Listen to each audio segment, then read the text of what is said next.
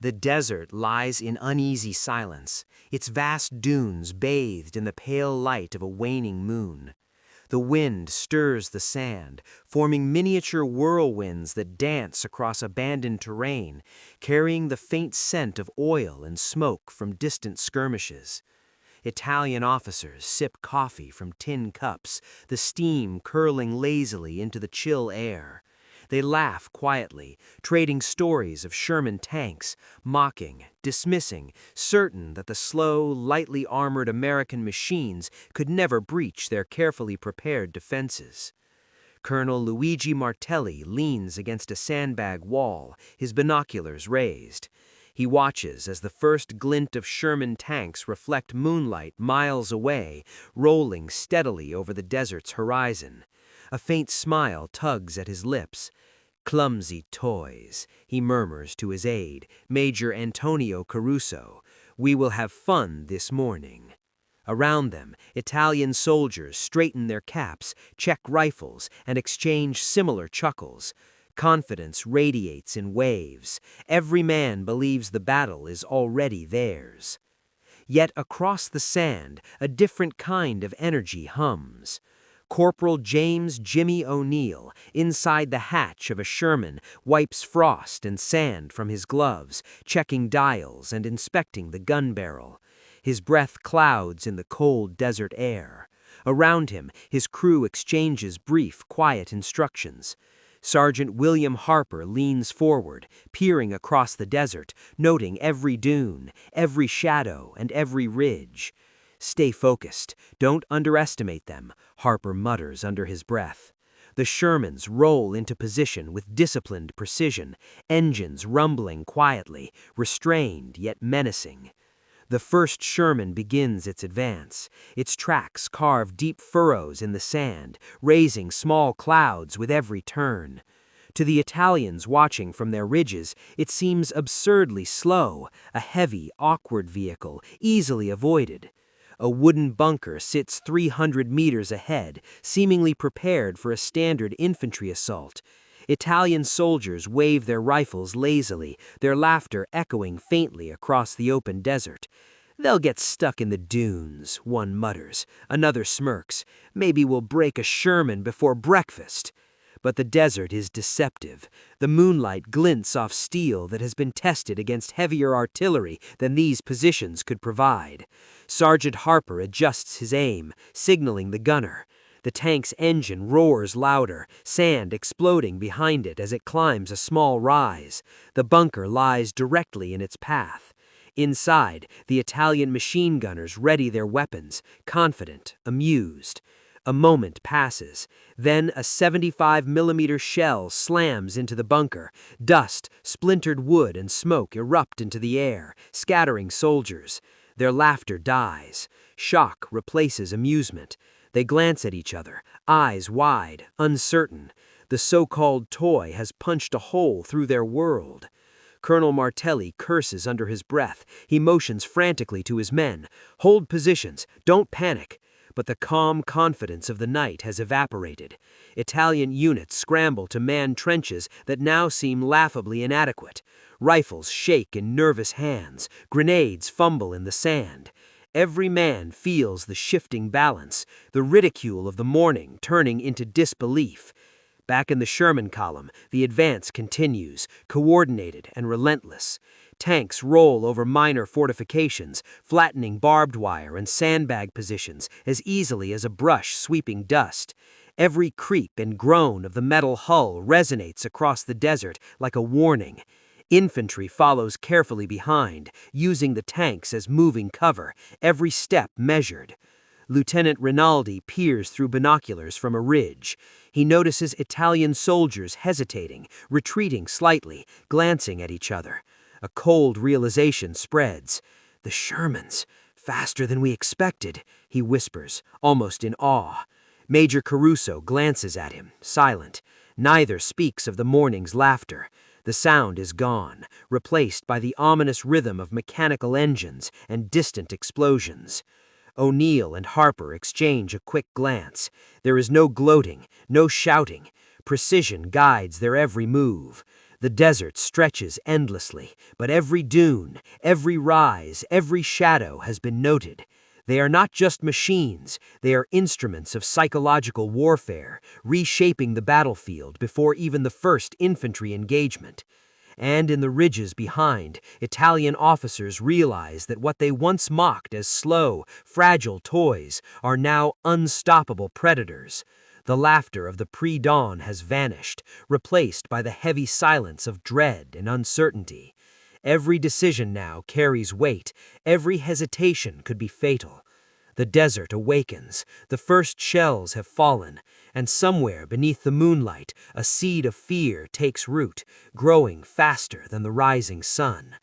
Today, the Italian generals will learn a lesson about underestimating the Sherman tanks, one that will echo across the sands of North Africa forever.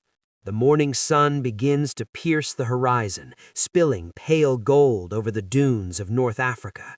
The desert, so calm hours earlier, now trembles with the low, metallic rumble of Sherman tanks advancing in disciplined columns.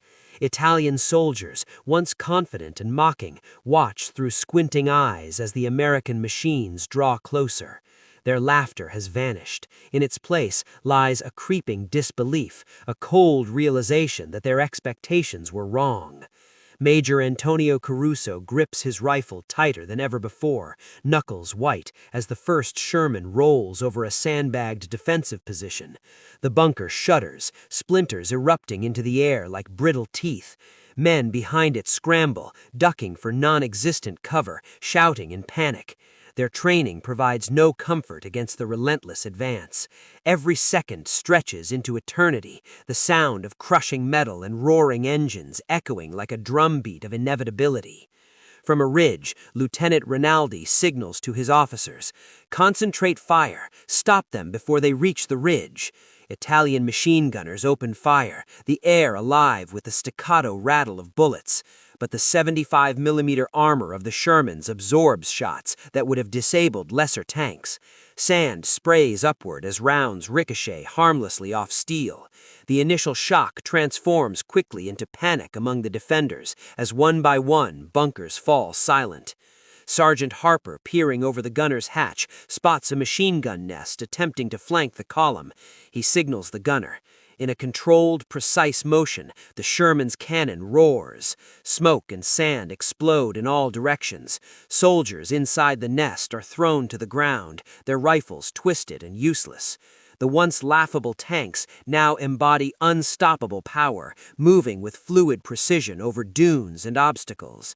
Italian soldiers attempt improvisation. Trenches are manned with grenades ready, anti-tank guns reloaded, artillery crews frantic. But the Shermans anticipate the chaos, advancing in coordinated lines, flanking and suppressing positions before the defenders can react. Each obstacle is met with calculated firepower. The desert becomes a chessboard, and the Americans move 3 steps ahead. Corporal O'Neill crouches low in his Sherman, scanning the desert floor. Dust and sand swirl in his vision as shells impact nearby, kicking up geysers of debris. Yet every tank in the column presses forward, rolling over small barricades, barbed wire, and abandoned positions as easily as a brush sweeping dust. Every creak and groan of the metal hull resonates across the desert like a warning. Infantry follows carefully behind, using the tanks as moving cover, every step measured. Lieutenant Rinaldi witnesses the impossible. A Sherman crosses a trench previously thought impassable, treads churning sand and wood effortlessly. Italian officers shout commands, but coordination is breaking down. Soldiers abandon positions without orders, retreating in scattered, chaotic lines. The combination of speed, armor, and precise firepower has shattered not just the physical defenses, but also the confidence of the men who manned them. Meanwhile, Sergeant Harper observes an Italian platoon attempting a counterattack. They charge from the flank, waving rifles and shouting, hoping to disrupt the advance. Within moments, a coordinated volley from the Shermans halt them. Sand erupts as shells strike in front and behind, forcing soldiers to dive for cover. the Americans neutralize threats before they fully materialize, showcasing not just brute force, but tactical superiority. Corporal O'Neill notices the subtle effects on morale. Officers who mocked the Sherman's armor now crouch in fear, clutching pistols, shouting fragmented orders to soldiers who no longer respond. Panic spreads like wildfire. Each bunker destroyed, each obstacle flattened, and each flank bypassed erodes confidence, leaving scattered units struggling to maintain any semblance of order. By late morning, the battlefield is a scene of organized devastation. Trenches lie empty, barricades are splintered, machine gun nests silenced, and artillery pieces abandoned. The Shermans have moved steadily forward, their engines thrumming with mechanical inevitability. Italian officers, faces pale and eyes wide, finally grasp the magnitude of the miscalculation. The tanks they laughed at now dominate the field, rewriting the rules of. The desert sun climbs higher, blazing mercilessly over the sands of North Africa. Dust rises in swirling clouds as Sherman tanks continue their methodical advance. What had begun as ridicule in the pre-dawn hours has transformed into organized chaos for the Italian defenders. Trenches, bunkers, and machine gun nests lie in varying stages of destruction. Smoke curls in thin gray plumes, mingling with the heat haze over the dunes. Colonel Luigi Martelli crouches behind a half-collapsed wall, shouting frantic orders to scattered units. "Hold the line! Do not let them breach the ridge!" But coordination is impossible. Italian squads, previously confident, now move in fractured lines, some retreating, others firing sporadically without direction. Panic ripples through their ranks, visible in the way soldiers glance at one another, hesitation overtaking training. On the American side, Sergeant William Harper maneuvers the lead Sherman across a collapsed trench. The engine hums like a living beast, treads grinding over sandbags and splintered timber. Each Sherman in the column mirrors the movements of its neighbors, advancing in synchronized precision. Corporal James O'Neill checks his instruments as the gunner's hatch rotates slightly, scanning for any hidden threats. "They won't hold," O'Neill mutters, voice low, eyes scanning. "They never do against this combination of armor, firepower, and momentum." Italian machine gun crews attempt to regroup on a small rise, lining up barrels with hope and desperation. One fires, bullets ripping into the sand near the Sherman tracks, sparks bouncing harmlessly off steel. The lead tank's 75mm cannon returns fire with surgical accuracy. Smoke and debris erupt into the air, throwing men off balance. Some fall, some dive, some simply freeze. The tactical advantage is unquestionably in the hands of the Americans. Major Antonio Caruso, attempting to rally his remaining soldiers, witnesses the devastating coordination firsthand. He points to an approaching Sherman flanking maneuver. "Move to intercept!" he screams. But the terrain is unforgiving. The tanks anticipate every ridge, every shallow crater. Infantry that attempts a counterattack is met with overlapping fields of fire, their formation shattered before it fully forms. Every action by the Italians is neutralized, leaving small pockets of resistance scattered and isolated. Corporal O'Neill observes an Italian artillery crew attempting to fire from behind a dune. The Sherman's cannon rotates, aimed with precision. A single shot obliterates the emplacement, sending pieces of metal and sand skyward. The crew dives for cover, but the psychological blow is greater than the physical. Soldiers realize they are not just outgunned, they are outmaneuvered, outthought, and outpaced.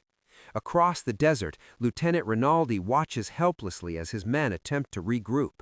Signals overlap, orders are confused, and communication lines falter. Soldiers abandon their positions, dropping rifles and backpacks in the sand. Retreat becomes a chaotic scramble, the heat of the sun amplifying exhaustion and fear. Italian morale, already shaken by the first strikes, crumbles entirely. Meanwhile, American infantry follows closely behind the Sherman column, using the tanks as moving cover. Each step is calculated, each advance synchronized with the roar of treads and the blast of cannon fire. The desert becomes a choreographed battlefield, every element in perfect harmony. Sherman tanks crush barricades, suppress machine gun nests, and clear the path for infantry. The Italians are left reacting, never initiating. The desert echoes with sounds of mechanical dominance, metal grinding against sand, shells exploding in sandbagged positions, and the low hum of engines vibrating across miles of dunes. Italian officers attempt desperate strategies, small ambushes, flanking attempts, even feigned retreats to lure Shermans into traps. Every attempt fails. The tanks adapt, maneuvering with impressive agility, neutralizing threats before they can materialize. By late afternoon, the front line has completely disintegrated. Trenches are empty, machine guns lie twisted, artillery pieces are abandoned. Italian soldiers retreat in disorganized clusters, their morale shattered. Officers shout into the void, attempting to salvage a defense, but the Sherman columns have already rewritten the battle's narrative. The ridicule of the morning has turned into a terrifying reality. The Americans control the battlefield. In the lead Sherman, Sergeant Harper pauses momentarily, scanning the horizon. The battlefield stretches before him, flattened positions, scattered troops, and smoke curling in the heat haze. The American advance has been precise, unrelenting, and psychologically devastating. Corporal O'Neill glances at him, a grim nod passing between them. "This is just the beginning," O'Neill says, "and they know it." The Italian officers, now forced to retreat behind the dunes, witness the full scale of chaos. What had seemed manageable hours ago has turned into total collapse. Every bunker destroyed, every trench overrun, every artillery emplacement neutralized has compounded the fear, confusion, and disbelief of men who once mocked the Sherman tanks. As the sun begins to sink low in the desert sky, the stage is set for the final act, the complete collapse of Italian defensive positions and the consolidation of Sherman dominance in North Africa. But before victory is fully realized, the tension hangs heavy in the desert air. The Italians have learned a brutal truth. Underestimating the Sherman is not merely a mistake, it is catastrophic. By late afternoon, the North African sun has turned the desert into a furnace. Sand shimmers with heat, blurring the horizon. Smoke from destroyed bunkers drifts lazily upward, mingling with the haze, giving the battlefield an eerie, almost surreal appearance. Amidst this chaos, the Sherman tanks press forward, relentless in their advance, their engines rumbling like the heartbeat of a giant machine. But it is not only the steel beasts that dictate the battle's outcome. American infantry follows with precision, turning the devastation into strategic domination. Corporal James O'Neill crouches low in the lead Sherman, peering over the dust-swept landscape. Below, soldiers advance behind the tanks, using the armored hulks as moving cover. Rifles ready, they sweep the desert for survivors and pockets of resistance. Every dune, every depression, every broken trench is checked carefully. The Shermans provide not just firepower, but a moving shield for the infantry, who exploit the confusion among Italian defenders. Meanwhile, Italian officers attempt desperate measures. Major Antonio Caruso rallies a small infantry unit, urging them to mount a counterattack on the left flank. Soldiers sprint across open sand, rifles raised, grenades clutched tightly. They hope to ambush the advancing Shermans or at least disrupt the formation. But the American Shermans anticipate the move. One Sherman rotates its turret, firing with surgical precision. Explosions kick up clouds of sand, tossing men off balance. The assault is neutralized before it can even gain momentum. From a ridge, Lieutenant Rinaldi watches in horror as Italian squads break formation under the combined assault of armor and infantry. Communication has failed. Signals are misread or ignored in the panic. Soldiers scramble to retreat, some firing randomly, others dropping their weapons entirely. The desert becomes a stage of disorganized desperation, with Shermans rolling through as silent, unstoppable juggernauts. Sergeant Harper glances to his right, observing the coordination between tanks and infantry. A Sherman crushes a shallow trench, sending sand and wood into the air. Infantry soldiers immediately move into the cleared path, maintaining momentum.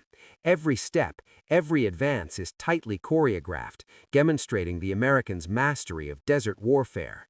Meanwhile, the Italians are left reacting to events they cannot control. Major Caruso attempts a tactical retreat, hoping to lure the Shermans into a kill zone. He signals artillery crews to fire upon advancing tanks from behind a ridge. Mortar shells explode in clouds of sand and smoke, but the lead Sherman adjusts its path and avoids damage entirely. The coordinated movements of the columns, combined with real-time infantry support, render Italian strategies ineffective. Panic is widespread, confusion dominates, and retreat becomes chaotic. Corporal O'Neill notices small groups of Italian soldiers attempting to regroup behind dune ridges, but the Sherman's advance is relentless. Each tank provides suppressive fire, while infantry moves in to secure positions, capturing prisoners and confiscating abandoned weapons. The battlefield is systematically cleared, leaving no chance for the defenders to reorganize. The psychological impact is as devastating as the physical. By late afternoon, scattered Italian units are desperate. Trenches are empty, machine gun nests are destroyed or abandoned, artillery positions are silent. Commanders shout into the void, but the soldiers barely respond. Colonel Martelli realizes that the battle has been decisively lost, yet retreat is perilous, as the Americans have encircled key positions and cut off escape routes. Shermans continue to roll forward, flanking remaining defenders, crushing barricades, and neutralizing last-ditch resistance. The desert, which once served as a protective barrier for Italian units, now amplifies their vulnerability. Every open stretch of sand becomes a trap. Every ridge offers no real cover. The Americans dominate both terrain and tempo, leaving the Axis forces scrambling without hope of effective resistance. As the sun sinks low, The desert sun dips low, bleeding golden light across the sands, casting elongated shadows of twisted metal, shattered bunkers, and scattered soldiers. What had begun as a morning of ridicule now lies in ruin. Italian troops, once confident and mocking, move in disorganized clusters, retreating under the relentless advance of Sherman tanks and American infantry. The battlefield is silent in many places, save for the distant rumble of engines and the occasional crack of a lone rifle, a haunting echo of the chaos that has passed. Colonel Luigi Martelli kneels behind a shattered wall, surveying the devastation. Trenches that had seemed impenetrable are flattened. Artillery pieces, once positioned for strategic defense, now lie twisted and useless. Officers shout orders, but their voices scatter across the desert wind, unanswered. Morale has dissolved. Panic has replaced planning. Every man realizes that they are witnessing a revolution in armored warfare, one that they had arrogantly dismissed only hours before. Major Antonio Caruso moves among the retreating soldiers, trying to restore order. Faces are pale, hands tremble, and eyes are wide with disbelief. The laughter of dawn has vanished. Even the bravest soldiers cannot hide the realization that the Sherman tanks are not simply machines. They are instruments of overwhelming power and psychological dominance. One misstep could mean death. Hesitation could be fatal. Sergeant William Harper and his crew advance cautiously, aware of scattered resistance. The lead Sherman rolls over a collapsed barricade, sand and debris flying into the air. Infantry follows behind, clearing trenches, capturing surrendering soldiers, and securing positions. Each Sherman and accompanying squad is a well-oiled instrument of war, turning confusion into decisive control. Corporal James O'Neill glances toward isolated pockets of Italian resistance. Small groups attempt to hold dune ridges, setting up machine guns or aiming artillery, but the American tanks adjust, targeting positions with precision. Mortar fire erupts, but the combined speed, firepower, and coordination of the Sherman columns render counterattacks ineffective. Retreat becomes the only viable option, yet the desert offers no safe path. Every open stretch is exposed, every ridge is under observation. The Italian command struggles to maintain cohesion. Lieutenant Rinaldi shouts fragmented orders across the battlefield, trying to reorganize scattered units. Soldiers hesitate, fear overtaking discipline. Some drop rifles and surrender. Others flee blindly into the desert. The strategic lines, once carefully drawn, have dissolved into chaos, leaving officers to witness the collapse of their defensive plans. Across the battlefield, the Shermans move with relentless precision. Each destroyed bunker, each neutralized machine gun nest, and each captured soldier is another confirmation of their dominance. The machines, once mocked as slow and under-armored, have rewritten the rules of armored engagement. Their speed and coordination, combined with supporting infantry, have proven unstoppable in the harsh North African desert. By twilight, the battlefield is a tableau of devastation, smoking fortifications, flattened trenches, and retreating demoralized soldiers. Colonel Martelli and Major Caruso finally acknowledged the truth aloud. They had seriously underestimated the Sherman tank. Laughter has turned to astonishment, astonishment to fear, and fear, in the end, to surrender. The lesson is unambiguous and permanent. Sergeant Harper surveys the scene, the desert stretching endlessly before him. His crew exchanges quiet acknowledgement of a job executed flawlessly. The Shermans have not only destroyed positions, they have reshaped the mindset of the entire Italian force. Soldiers understand now that technology, training, and audacity can turn ridicule into victory in mere hours. As night falls, the desert cools, and the winds carry away the dust of battle. Yet the echoes of that day remain. Smoke curls upward from distant wreckage, and the silence is punctuated only by the occasional groan of damaged equipment. For the Italian forces, North Africa has been a harsh teacher. Never underestimate an enemy, and never mock innovation. The Sherman tanks, advancing slowly into the twilight, symbolize more than mechanical might. They represent a shift in the very nature of armored warfare, a lesson that will echo through military history. Italian soldiers and officers alike will remember this day, not for the morning's laughter, but for the devastating consequences of misjudgment. The battlefield